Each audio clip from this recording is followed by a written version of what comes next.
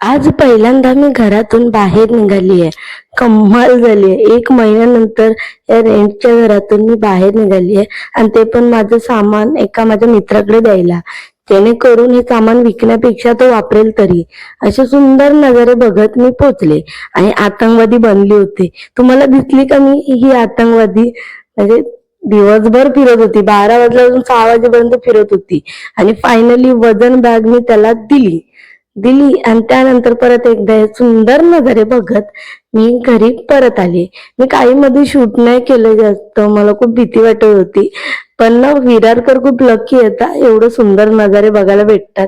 पण जेव्हा त्यांना भांडणातून वेळ भेटेल तेव्हा ना ट्रेन मध्ये म्हणजे मी कधी पण, मी रेग्युलर नाहीये पण कधी पण बसते ना, एकदा तरी भांडणं होतातच रेग्युलर. त्या भांडणांमधून त्यांना हे सुंदर नजारे, सूर्यास्त होत होता आणि किती सुंदर नजारा बघायला भेटत होता. जाऊ दे, मी ऐकलंय की याच्यामध्ये डॉल्फिन सुद्धा असतात. सकाळचे डॉल्फिन बघायला भेटत असतील काय माहिती.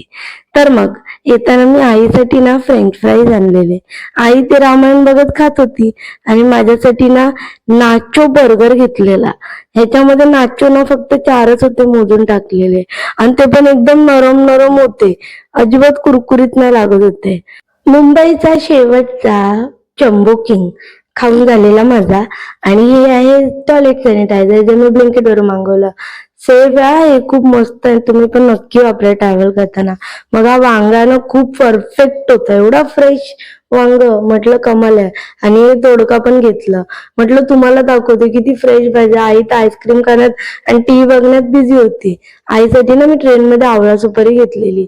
रात्री उशिरा आले तर म्हटलं काय बनवायचं, म्हणून जवळा चपाती केली आणि मस्त रात्री आंब्याची साठ आणि फणसाची साठ या दोन्ही गोष्टी खाल्ल्या. खूप यम्मी होता.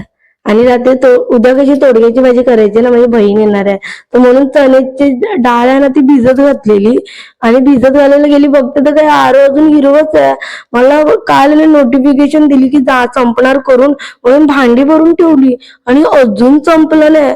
फुकटची एवढी भांडी भरून ठेवली. कधी येणार आरो वाला, हे आरोची मशीन काढायला, की माझ्या डोक्यात